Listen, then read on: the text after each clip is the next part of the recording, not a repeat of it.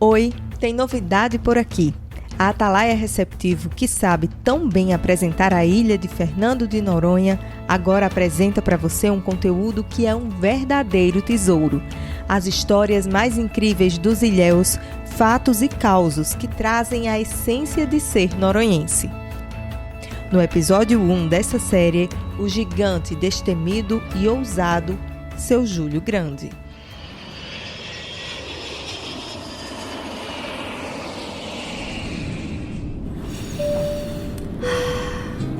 Chegamos.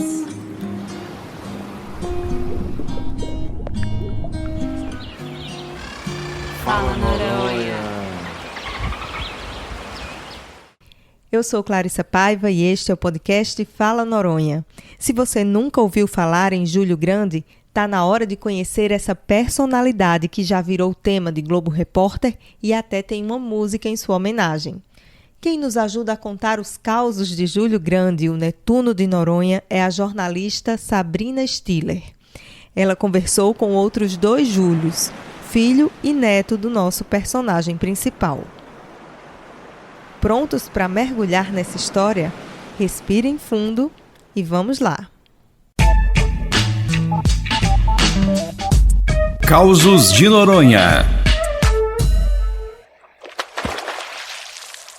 Manuel Júlio Venâncio Pereira, 58 anos e moro aqui na ilha, né? Meu nome é Júlio César, eu sou filho da Germana, no caso sou neto de primeiro grau do Seu Júlio Grande, né? O Seu Júlio era pai da minha mãe e consequentemente meu avô. Meu pai veio do Rio Grande do Norte, ele veio pra cá e aqui serviu o exército. E a gente sabe de história que ele era muito bom mergulhador, né? Mergulhava 35 metros, 40 metros no peito. Pra pegar lagosta. Sem nada. E sem nada. E vendia aqui no Hotel Esmeralda, naquele tempo, né? Que eu acho que tinha 1.000 pessoas, 1.500 pessoas. Júlio Grande vem da questão dele tinha uma altura, né? Era um rapaz muito alto, mais ou menos aí próximo dos 2 metros de altura. Então, o apelido, né? O nome dele é Júlio Venâncio. Se eu não me engano, Júlio Venâncio Pereira dos Santos. E aí, o apelido Júlio Grande vem da questão dele ser um cara muito alto. E aí a minha avó falava que ele tinha muita força. Inclusive, ela apelidava ele e falava que ele tinha ossos de marfim, porque ele era um cara muito forte. E como é que foi a história de morar na Rata? Tu chegou a chegou a morar lá também ou não? Não, na Rata ele tinha um roçado lá, plantava lá, né? E tinha uma casinha lá, que era uma casinha antiga já. Aí ele deu uma boa reformada, né? Fez uma caixa d'água para parar a água da chuva. Levou para lá uns biliches. Aí ficou morando lá, né? Assim, passava 15 dias, um mês. E aí o que ele plantava lá, ele fazia o que? Ele vendia ele também? Ele plantava melancia, milho, feijão, né? E vendia tudo aqui na ilha. E também botava para o continente, a melancia. Essa história que vocês vinham nadando da Ilha Rata? Não, o papai ele vinha, de vez em quando ele vinha nadando da Ilha Rata. Ele vinha nadando mesmo? Ele vinha nadando da Ilha Rata, né? Pausa para explicar o contexto. A Ilha Rata é a 2ª maior ilha do arquipélago. Entre Noronha e ela, há outras ilhas e ilhotas menores. Não é tão perto assim para ir nadando bem disposto. E aí sem nada, só ele? Só com a máscara, pé de pato e aquele tiridente. Mas daí para caçar ou era só de... Não, só para vir mesmo, para nadar, mas para caçar ele também usava o tiridente e era só com os nóculos mesmo, nadadeira, e fazia a caça da lagosta, né? 35 metros, 40 metros, para pegar a lagosta para vender.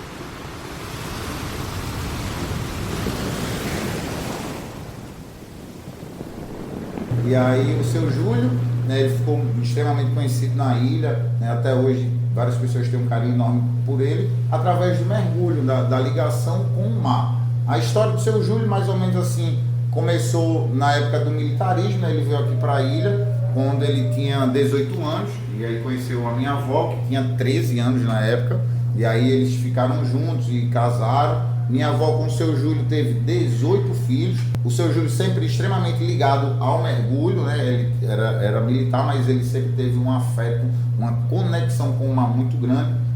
a gente tem 2 reportagens no Globo Repórter, contando um pouco sobre a história do seu Júlio. Ele já estava um pouquinho velhinho, né? Já estava senhor. Então, na reportagem ele ainda desce 30 metros de profundidade, que já é uma profundidade. Eu, particularmente, o Júlio Neto, eu não estou conseguindo nem a metade, né? Até hoje eu consigo descer uns 10, 12 no máximo, que já é alguma coisa, né? Mas comparado ao seu Júlio descia bem mais fundo.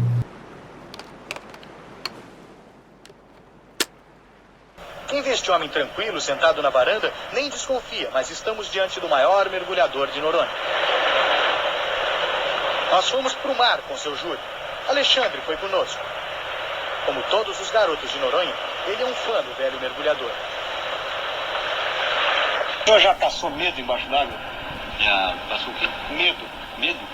Aí não tinha medo de nada. Eu fui atacado 3 vezes por tubarão-tigre. O senhor foi atacado por tubarão? Era 3 vezes, e a raia gigante. E defendo a brasa trilhente. Ah, o senhor leva isso aqui para se defender? Bom, realmente sim, impõe respeito, né? Pra topar. E o senhor furou ele? Não furei porque ele aproximou-se, mas quando ele viu que eu ia furar, foi embora. Até tubarão tem medo do senhor, né, Zé? Seu Júlio aqui não é fácil, não. Mas então uma boa parte da vida dele, de vocês, o que sustentou foi a lagosta? A lagosta. Lagosta, o peixe. Ele chegou aí junto, Maneco, ou não? Não, assim, a gente ia pra Rata para ajudar ele, né? No roçado e tal, mas para acompanhar no mergulho, Não tinha. ninguém conseguia, não. Ele passava 4, 5 horas dentro d'água, em águas fundas. Ele chegava e ia até a pedra seca, no mar de fora. E sozinho, né? E Sozinho. não aconteceu nada? Ele não passou nenhum perrengue? Não, só um perrengue com um tubarão-tigre, que ele vinha com uns 30 quilos de lagosta, aqui na direção da Atalaia, descendo o Morro do Frade, e ele teve que soltar a lagosta todinha. O tigre estava fazendo. O tigre estava atrás dele, aí ele teve que soltar a lagosta para sair ali no esparracho ali das pedras ali da Atalaia. Aí subiu a Atalaia. Subiu nas pedras na Atalaia e soltou as lagostas. E disse que viu a lagosta afundando e o tigre descendo para ir devorar as lagostas. Com esse exemplo, não é surpresa que algum dos 18 filhos tenha herdado a coragem do pai. Os meus tios, eles tinham uma fama, digamos assim, de serem brigões, né? Eles eram bem valentes, digamos assim. E aí o meu tio Paulo, que já faleceu, que também teve uma grande história, digamos assim, no mergulho, foi salvar-vidas aqui na ilha antigamente. Ele foi um excelente mergulhador. O meu tio Maneco, que você conversou com ele também, ele tem uma grande habilidade no nado. Ele, tipo, cai na praia do Boldró e vai nadando até o porto. Então ele é bem disposto, sabe, bem íntimo também com o mar. E esse meu tio Paulo também era muito íntimo com o mar, só que o meu tio Paulo era brigão pra caramba.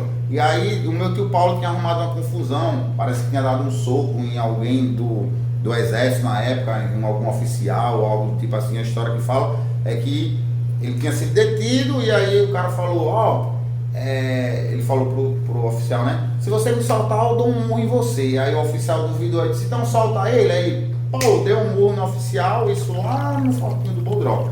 Na época, ele pulou na água e se mandou. Aí meu avô, por ser militar, foi chamado a atenção. E aí o meu tio Paulo iria ser preso, ia toda aquela questão de problema por ter agredido um militar. E aí o meu avô falou, não, aí eu vou levar ele lá pra Ilha Rata, pra ele ficar lá, pra ele não arrumar problema. E aí levou o meu tio pra lá como uma forma de castigo, né? Vou levar ele pra lá, pra deixar ele isolado. Só que ele esqueceu que o meu tio Paulo era tão bom quanto ele no mergulho. E aí quando deu de noite, o meu tio Paulo, caiu na água e dizem que ele saiu lá na Praia do Cachorro. Da Ilha Rata pra Praia do Cachorro é uma distância bem considerável. E aí falaram que do nada, de noite, estava Paulo lá no forró, que tinha fugido da Ilha Rata e estava lá curtindo forró e o seu Júlio doido atrás do Paulo, o Paulo no forró. Então o pessoal, isso de noite ainda, tem esse detalhe, né? Mergulhar num marzão aí à noite tem que ser corajoso.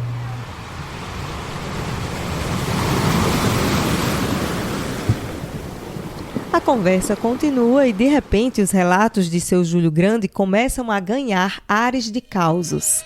Não dá para saber se cientificamente seria possível, mas quem vai duvidar da destreza e da resistência de Júlio Grande? Tem relatos de pessoas da época, de amigos, de pessoas que chegaram a conviver com ele, que dizem que ele já chegou a descer até lá na Coveta, que é um ponto de mergulho aqui da ilha, que é 62, eu acho, 63 metros. E aí tem relatos de seu Júlio no auge, né, da juventude, ter descido essa profundidade. Mas tem relatos também dele já ter dado a volta na ilha nadando sozinho.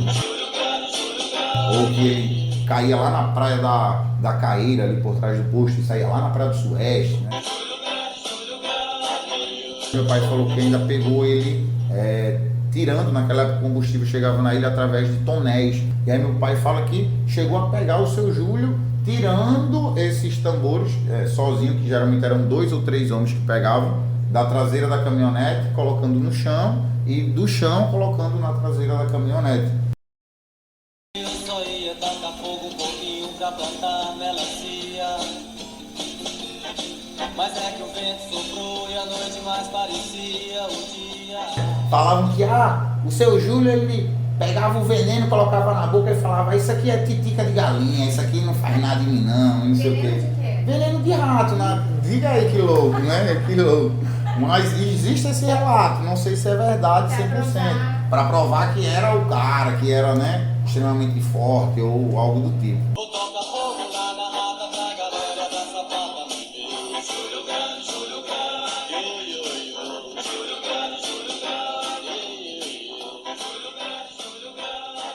Com tantas histórias fantásticas, não tem como deixar a memória do grande Júlio Grande esquecida. Se depender do neto Júlio, a preservação do legado está garantida. Eu me sinto super orgulhoso, para ser sincero assim, e cria até um pouco de responsabilidade, né? Tipo, eu trabalho há pouco tempo atrás, atualmente agora estou trabalhando aqui, né? Meio que migrei do mar, estou trabalhando mais em terra, mas até pouco tempo atrás eu me dedicava só a atividades marítimas e criava uma grande responsabilidade. Quando você falava: eu sou neto do Júlio Grande, e todo mundo, então você mergulha igual a ele, então você desce fundo igual a ele. Então, cria essa expectativa nas pessoas, essa expectativa boa, né? De você ter habilidades parecidas com o seu Júlio. E eu também me sinto super orgulhoso, porque por ele ter sido um cara do bem, uma pessoa que deixou um legado super legal na ilha, eu fico super feliz em fazer parte, né? Inclusive de carregar o nome dele. Não é à toa que até hoje, mesmo depois de ele ter falecido, ele ainda influencia a gente da família e outras pessoas que se inspiram na história dele. E se depender de nós, ele também não será esquecido. Esse caos de Noronha foi contado com a participação da jornalista Sabrina Stiller. Avalie nosso podcast e deixe o seu comentário sobre o episódio. Se você conhece outros causos de Noronha, conta pra gente. E para quem ficou curioso para conhecer os lugares onde o seu Júlio Grande viveu e mergulhou, conte com a Atalaia Receptivo. Acesse o site atalaianoronha.com.br para conferir os nossos serviços e passeios. Esse episódio usou áudios do Globo Repórter e da música Júlio Grande, escrita e cantada por Ju Medeiros.